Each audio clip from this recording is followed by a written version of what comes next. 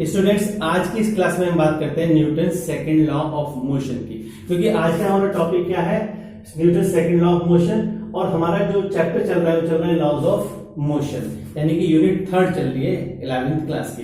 तो आज हम इसके बारे में डिस्कस करते हैं कि न्यूटन सेकंड लॉ क्या होता है। ठीक है, तो चलिए हम सबसे पहले बात करते हैं। देखिए, ये सब एक कॉमन एक्सपीरियंस है कि फोर्स हम किसी बॉडी पर लगाते हैं। ठीक है, तो जब फोर्स, जैसे हमारे पास ये ग्राउंड है और यहाँ पर कोई ऑब्जेक्ट रखा है, ठीक, तो ऑब्जेक्ट मान लीजिए ये हमारे पास एक ऑब्जेक्ट है, तो when force is applied on this object, तो नेचुरली इसमें क्या होगा, डियर स्टूडेंट्स, कि इसमें मोमेंटम चेंज होगा इसमें।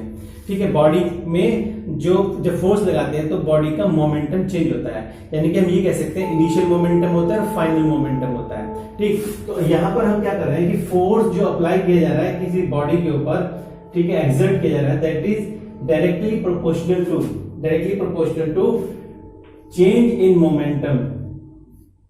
तो हम इसे बोलेंगे the rate of change of the momentum, the rate of change of momentum of a body is directly proportional to the force which applied or exert on a body। ठीक है, इसको हम बोलते हैं आपका Newton second law of motion. तो फिर मैं याद दिला दूं कि the rate of change of momentum of a body is directly proportional to the external force. कहां पे external force applied on it, जो उस बॉडी पर लगाया जाता है। तो ये हमारे पास हो गया F is directly proportional dp upon dt। तो सिंपली यदि हम ये भी कह दें, the rate of the change of the momentum is called the Newton's second law of motion। अब इसे करके देखते हैं कि जब हम फोर्स किसी बॉडी पर अप्लाई करते हैं तो नेचुरली क्या होता है डियर स्टूडेंट्स, उसका एक्सेलरेशन जो है वो चेंज होता रहता है। ठीक है, तो कैसे होगा कि बॉडी यहाँ पे खिसक के यहाँ भी आ जाएगी। मान लीजिए इस पॉइंट पर है, ए पॉइंट पर है, तो बॉडी एक्सर्ट जब फोर्स किया उसके ऊपर तो बॉडी इस वाली पॉइंट पर आ गई। तो अभी देखिए एक्सेलरेशन बदला, मतलब यहाँ पे अगर वो इनिशियल पोजीशन में है तो फोर्स लगाया तो मोमेंटम क्या होगा, इनिशियल पोजीशन में 0 होगा, फाइनल पोजीशन में जो भी उसका मोमेंटम होगा वो हम न्यूमेरिकल जब करेंगे तो उसमें हम उसको कैलकुलेट कर लेंगे। तो अभी हम इसको ऐसे समझते हैं कि F इज इक्वल टू, हम लिख सकते हैं K और ये आ जाएगा dp अपॉन dt। तो ये दोनों क्या है, वेक्टर क्वांटिटीज है। अब हम देखेंगे K क्या है, ये है constant of proportionality, constant of proportionality. अब ये क्या होता है कि जो K की वैल्यू डिपेंड्स करती है कि फोर्स का हम जो है जो क्या यूनिट उसकी अडॉप्ट की गई है। ठीक है, जैसे सीजीएस सिस्टम है और आपके पास एसआई सिस्टम है, तो इन दोनों केसेस में K की वैल्यू को हम लेते हैं 1। तो ये आपके एक्सपेरिमेंटल वैल्यू कह सकते हैं इसको कि K की जो वैल्यू है 1 हो जाएगी। तो हम इसको क्या लिखेंगे, F is equal to dp upon dt। अब हम इसको अच्छे से प्रूव करके देखते हैं, क्योंकि इसका एक फॉर्मूला बनता है F is equal to M. देखिए सब बच्चों को पता है कि मोमेंटम जो है वो P इज इक्वल टू होता है mv के इक्वल। ठीक है, तो P की वैल्यू को हम इसके अंदर पुट करके देखें जरा, तो डियर स्टूडेंट्स क्या आएगा, dp, और फोर्स तो हमारे पास F इस पे अप्लाई हुआ ही है, तो F is equal to dp upon dt। अब करना क्या है हमें, at the place of P, यानी कि इस P की जगह पर हम रख देंगे mv और डिवाइडेड बाय dt। अब देखना जरा, F जो फोर्स अप्लाई हुआ है इज इक्वल टू, इसमें से m क्योंकि कांस्टेंट है ये बाहर आ जाएगा, तो हमारे पास बच गया dv अपॉन dt। तो देखिए ये क्या है, चेंज इन वेलोसिटी, तो इसको हम क्या बोलते हैं, ये आ जाएगा हमारे पास F is equal to m, और ये हमारे पास हो गया एक्सेलरेशन। तो F is equal to m में इससे हमने एक फॉर्मूला भी निकाल लिया, यानी कि the product of the mass and the acceleration, जो उस बॉडी के अंदर एक्सेलरेशन आता है। तो ये तो हमारा टॉपिक हुआ Newton second law of motion. अब हमें एक इसका एक बेस्ट और इसका एग्जांपल्स है हमारे पास, कि हम ऐसा कह सकते हैं कि जो सेकंड लॉ है, second law contain first law and third law. इसका मतलब जो second law it is the universal law. तो इसको हम कैसे प्रूव करेंगे, उसमें ऐसे देखिए, इसको डियर स्टूडेंट ऐसे करेंगे कि हम लिखेंगे कि second law contain Newton's first law, Newton second law contain Newton's first law.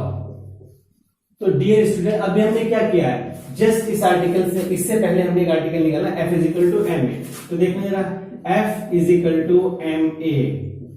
तो देखो जरा, if no external force is applied on A body, अगर किसी बॉडी पर एक्सटर्नल फोर्स नहीं लगा, ये ग्राउंड के पास, ग्राउंड पे हमारी एक बॉडी पड़ी है, ये हमारे पास एक ऑब्जेक्ट है जो यहां रखा हुआ है, उसके ऊपर हमने कोई भी फोर्स नहीं लगाया, तो इन that case acceleration will zero, यानी कि इसके अंदर कोई एक्सेलरेशन आ ही नहीं रहा है।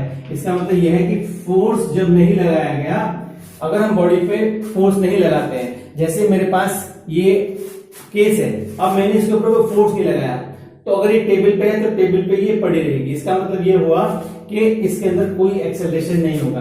तो फोर्स अगर नहीं लग रहा है, in that case there in the body there is acceleration, no acceleration, और एक्सेलरेशन आपका क्या हो जाएगा माय डियर स्टूडेंट, वो जीरो हो जाएगा। तो ये जो हमारा न्यूटन्स का फर्स्ट लॉ ये कहता है, if A body is in the rest position और ऑफ इन ए मोशन, तो वो तब तक चलती रहेगी या रुकी रहेगी जब तक कि उसके ऊपर कोई एक्सटर्नल फोर्स ना लगाया जाए to change its states, okay, उसकी अवस्था को बदलने के लिए। तो ये तो हमारे पास हो गया सीधा सीधा सा। इसमें हम लिख देंगे कि F कोई फोर्स नहीं लग रहा है, तो एम ए, इसका मतलब A is equal to zero, क्योंकि मास तो हमारा कभी जीरो हो ही नहीं सकता, ठीक है, क्योंकि मास जो है that is the quantity of the matter होती है। अब इसके नेक्स्ट इसका जो आर्टिकल है वो ये बनता है कि इफ, मतलब in Newton second law contain Newton's third law, इसमें क्या है, न्यूटन्स थर्ड लॉ बता देंगे हम किस तरह से है। तो इसके लिए आप ये देखिए, न्यूटन्स थर्ड लॉ इसके अंदर है।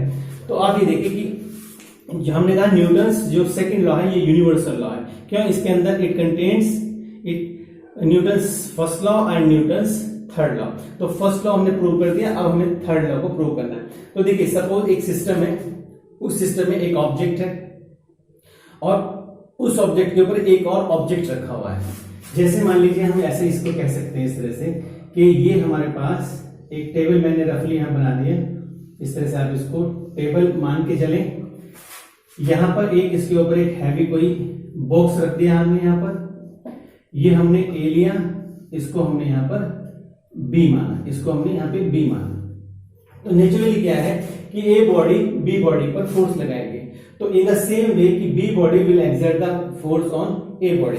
तो यदि हम कह सकते suppose that body A exert force F A B, अगर बॉडी ए जो है F A B force exert करती है, ठीक है, ए बॉडी लगाती है बी बॉडी पे फोर्स, और अब क्या करें, ये आपका हो गया एक्शन, ये हमारे पास डियर स्टूडेंट हो गया एक्शन।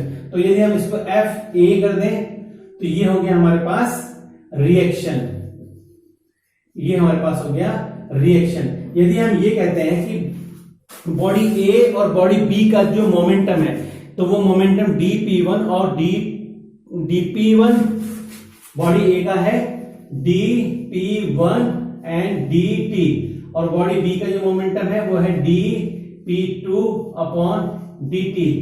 तो डियर स्टूडेंट्स, यदि हम इसको ऐसे करने बैठे तो हमारा रिजल्ट कैसे होगा, F जो हम निकालेंगे वो निकालेंगे FBA। तो सबसे पहले FBA, इसमें मोमेंटम आ रहा है हमारे पास dp1 और d2 dt। कैसे देखो, ए बॉडी पे लग रहा है तो momentum of body A, equation first.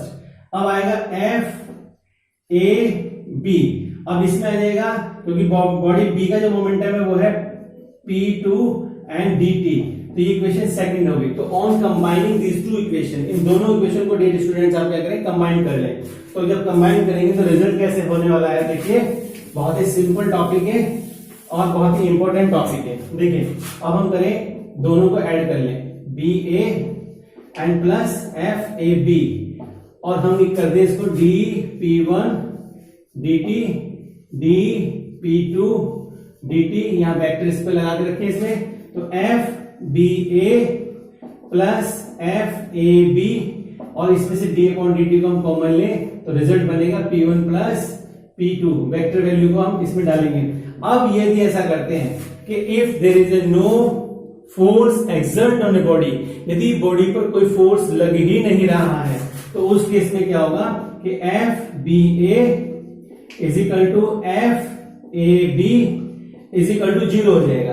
अब अगर हम इसको 0 रखते हैं इस केस में तो देखिए 0 इज इक्वल टू, इसकी जगह पर हमने 0 रखा तो ये हो गया d/dt और P1 प्लस P2। तो डियर स्टूडेंट्स अब P1 प्लस P2 ये माय डियर स्टूडेंट हो जाएगा कांस्टेंट वैल्यू, क्योंकि d/dt से हम इसको रिजल्ट निकाल देंगे। तो P1 प्लस P2 जो हमारा बच गया कांस्टेंट, और ये हमारे पास देखिए क्या हो गया, इसमें प्लस साइन है तो F A B is equal to, ये वैल्यू इधर चली जाएगी तो माइनस एफ बी ए। तो देखना जरा ये कौन सा लॉ है, न्यूटन्स का थर्ड लॉ है। To every action there is equal and opposite reaction. तो माय डियर स्टूडेंट्स आज के लिए इतना ही। Like and share my videos, और कोई भी प्रॉब्लम्स हो तो आप कमेंट बॉक्स में लिखें। I try to solve your problems and subscribe my channel.